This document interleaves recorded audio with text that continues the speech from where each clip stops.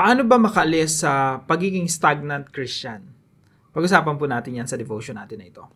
Magandang araw po sa bawat isa sa inyo. Welcome back to our 365 Daily Devotions Seminar Edition. Na pag-usapan po natin ngayon ay filled with the Holy Spirit. Ito yung punong-puno ka ng Santong Spirito.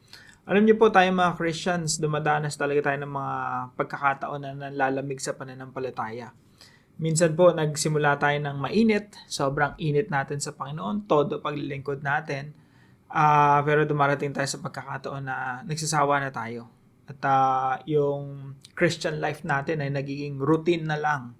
Yung normal mo na lang siyang ginagawa na minsan wala na dun yung meaning, hindi na makabuluhan, minsan hindi ka na masaya sa church mo, no?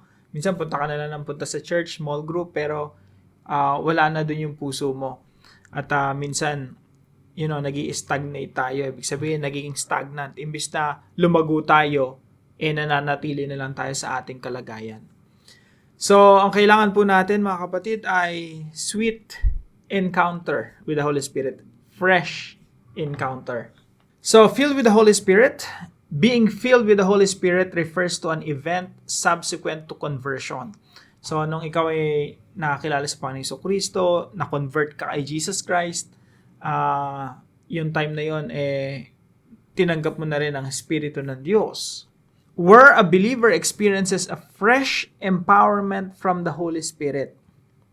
This may lead to greater love for God, increased victory over sin, boldness in ministry, and sometimes the receiving of new spiritual gifts. While every believer has the Holy Spirit from the moment of salvation, the filling of the Spirit is something we are commanded to continually seek. It is not about getting more of the Spirit, but the Spirit getting more of us. Napaganda po, no? Yung feeling of the Holy Spirit po, tinanggap na natin yung Santong Spirito, nananahan na sa atin ang Spirito ng ating Panginoon Jesucristo the moment we are converted to Christ. Ang sinasabi po ng Biblia na infilling, ibig sabihin, yung tuloy-tuloy tayong napupuspos ng Espiritu Santo. Minsan kasi yun talaga, nanlalata na tayo, nanlalamig, tinatamad na sa mga gatherings natin, or pagpunta natin sa church, routine na lang, paulit-ulit na lang. Now, ang kailangan po talaga natin ay fresh encounter. Yung manumbalik tayo doon sa first love natin. Yung maengkwentro ulit natin yung krus ng ating Panginoong Jesucristo at maging fresh ulit sa atin. Ano yung ebanghelyo ng Panginoong Jesucristo? Paano niya tayo minahal? At paano natin dapat suklian yon ng paglilingkod? Now, sabi po rito sa Ephesians chapter 5 verse 18, "Do not get drunk on wine, which leads to debauchery. Instead, be filled with the Spirit." Kaya po yung pagiging puspos ng Santong Spirito, hinahanap talaga, sinisik talaga natin yan. At continuous po yan. Sabi po rito, huwag kayong magpakalasing sa alak na ito ay labis na kahalayan o nagdudulot ng labis na kahalayan. Kundi mapuno kayo ng Spirito. Na kung i-analyze po natin tong verse na ito, inihahambing yung pagiging puspos ng Spirito sa pagiging puspos ng alak. Kasi nga, pag ikaw naglasing ka, pinuno mo yung sarili mo ng alak, nakokontrol ka na ng alak. At nauuwi yan, sabi rito, sa kahalayan, or sa tapang-tapangan, o sa pagiging, mapusok. O, minsan, pag nakontrol ka kasi ng alak, iba na yung ugali mo yung mga bagay na hindi mo sinasabi usually, sinasabi mo na. Dahil nga, puspos ka ng alak. May mga bagay na hindi mo ginagawa normally pero ginagawa mo na, no? Yung iba sa sobrang kalasingan natutulog sa tabi ng kalsada, yung iba naman nagwawala, yung iba naman tamang kwento lang, tamang tawa. Na iba pero pag na-control ka ng alak, may epekto siya sa iyo na kakaiba, no? Minsan hindi mo normal ginagawa pero nagagawa mo. Sabi rito, do not get drunk on wine. Huwag kang magpakalasing. Huwag mong puspusin yung sarili mo ng alak. Sa halip, puspusin mo yung sarili mo ng Santong Spirito. You be filled with the Spirit. Ano po ibig sabihin nito? Kung paano nakokontrol tayo ng alak, magpakontrol tayo sa Santong Espiritu. Ang Santong Espiritu ang magpuspos sa atin, magpuno sa atin, at tayo ay makontrol. So, imbis na you are under the influence of alak, of alcohol, kailangan maging under the influence ka ng banal na Espiritu. Kaya ito po yung katuruan natin ngayong araw.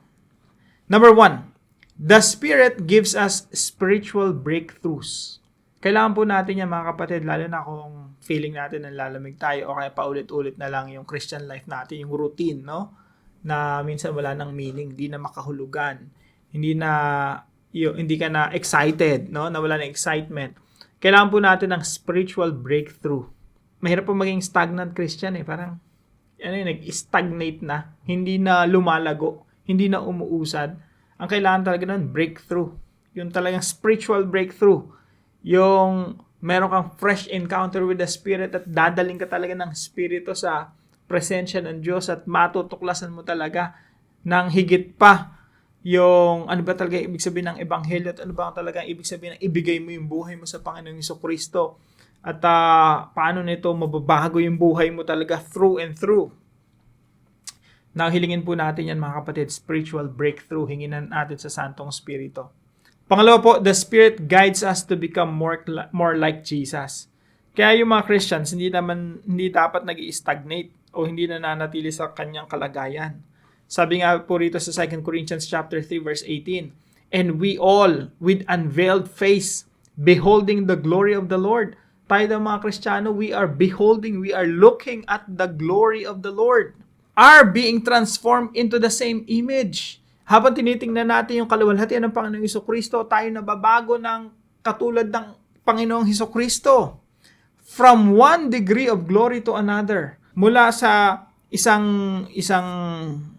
kaluwalhatian tungo sa kaluwalhatian. Sa English, from one degree of glory to another. For this comes from the Lord who is the Spirit. Ano po ibig sabihin nito? Para tayong nananalamin, tinitingnan natin ang Panginoong Jesucristo and we are being transformed daily. Araw-araw tayong nababago. Hindi tayo nag-i-stagnate, hindi na tayo nananatili sa kalagayan natin. Sa halip, lagi tayong merong one step closer to becoming like Jesus. Paano po mangyayari yun? Nangyayari po yun sa pamamagitan ng Santong Espiritu. Kaya po, walang stagnant Christian. No? Technically speaking, walang Kristiyano na nag-i-stagnate o nananatili na lang sa kalagayan niya. Lagi tayong lumalago. Lagi tayong napapalapit sa Panginoong Jesucristo. Now, pangatlo po, the Spirit leads us to a greater, higher, and deeper love and commitment to God. Ang Santong Espiritu po, nililid tayo para magkaroon ng mas higit pa, greater, higher, mas mataas, deeper, mas malalim na pag-ibig at commitment sa Panginoong Jesucristo. Sa makatuwid mga kapatid, ang Santong Espiritu, hindi tayo hahayaang manatili sa sitwasyon natin na hindi na tayo lumalago sa pag-ibig sa Diyos. Kaya pati pag-ibig natin lumalago lumalawak, lumalaki, tumataas, lumalalim. Yung pag-ibig at commitment natin sa Diyos, mas nahihigitan pa natin yun as times go by. Habang lumilipas ang panahon, mas lalo tayong lumalalim sa ating commitment sa Diyos. Mas pinaglilingkuran natin yung Diyos na higit pa sa paglilingkod natin sa Kanya sa nakalipas. So the Spirit leads us to a greater, higher, and deeper love and commitment to God. Ang tanong mga kapatid, tayo ba ay lumalago sa pag-ibig natin sa ating Diyos? Tayo ba ay lumalalim sa ating commitment? Mas lalo ba natin gustong pag-alayan ng ating buhay ang ating Panginoong Jesucristo? O nagsawa na tayo? Paano po natin ito i-apply sa ating mga buhay? Number 1 po, desire more. Ask God for more of His presence. Hilingin po natin sa Diyos na mas maramdaman pa natin, mas maranasan pa natin yung presensya ng ating Diyos. Desire more. Sabihin natin sa Kanya, Lord, You are my desire. Ikaw yung tinitibok ng puso ko. Gusto kong mas mapalapit sa iyo. Gusto kong mas makilala ka pa. Nang higit pa sa pagkakakilala ko sa iyo sa nakaraan. Gusto kong mas lumalim pa sa pagkakaunawa sino ba talaga si Jesucristo. And pangalawa po, Deny self. Walk as Jesus walked. Alam niyo po, ang Santong Espiritu, pag tayo pinupuspos ng Santong Espiritu, yan yung isa sa pinakaunang epekto. We are denying ourselves. Bakit po? Yung self po kasi yung laman natin, kalaban ng Santong Espiritu. Kaya sabi sa Biblia, merong digmaan sa loob natin na yung Santong Espiritu nakikipagdigma sa pita ng laman. Yung laman natin ang gusto kasalanan, gusto tukso, gusto gumawa ng masama.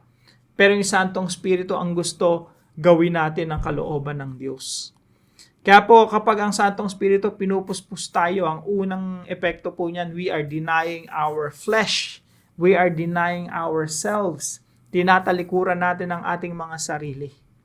At mas lalo tayong nagiging katulad ng Panginoong Jesucristo, nabubuhay ng ayon sa kalooban ng Diyos. Sabi po sa 1 John chapter 2 verse 6, whoever says he abides in him ought to walk in the same way in which he walked. Ang nagsasabing siya'y nananatili sa kanya ay nararapat ding lumakad gaya ng kanyang paglakad. Sabi po sa NIV, whoever claims to live in Him must live as Jesus did.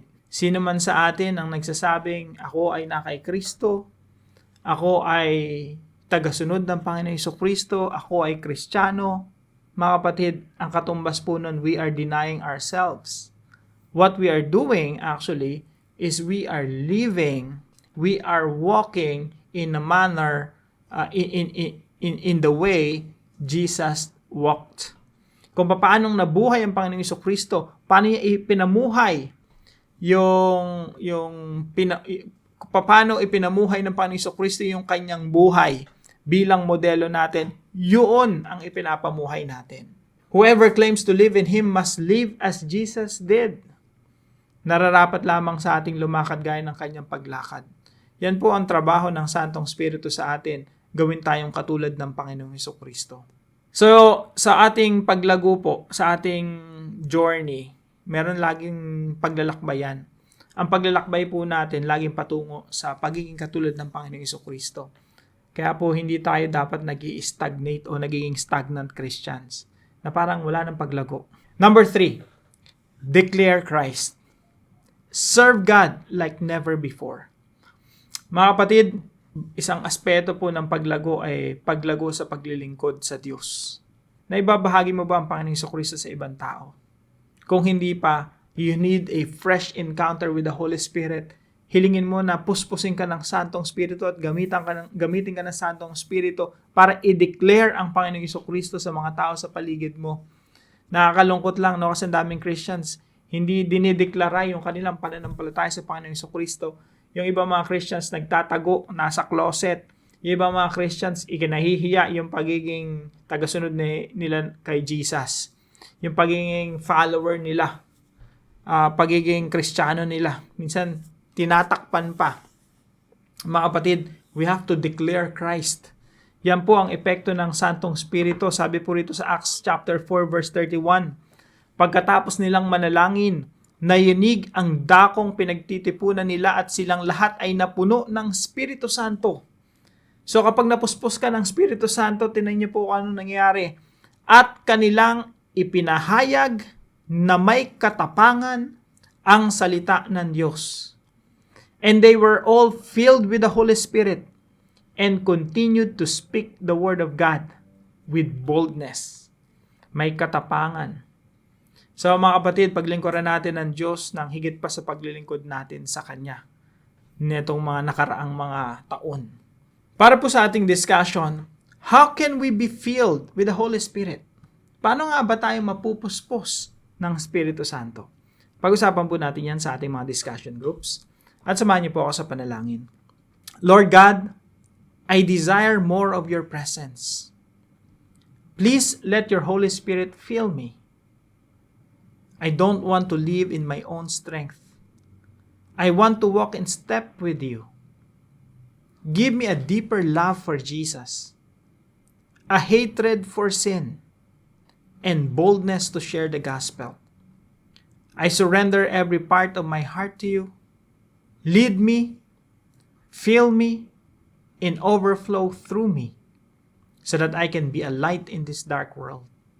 Thank you that you are not just with me, but in me. Let your power be seen in my everyday life. Let me serve you like never before. In Jesus' name, amen and amen.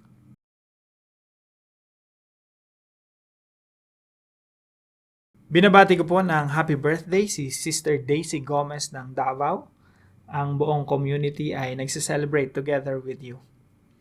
Now, kung kayo po ay may natutunan sa devotion natin na ito, ipalam nyo lang po sa comment section right below this video. And please don't forget to share this devotion to your family and friends. Magandang umaga po mga kapatid. See you po tomorrow 5 a.m. dito sa ating Daily Devotions.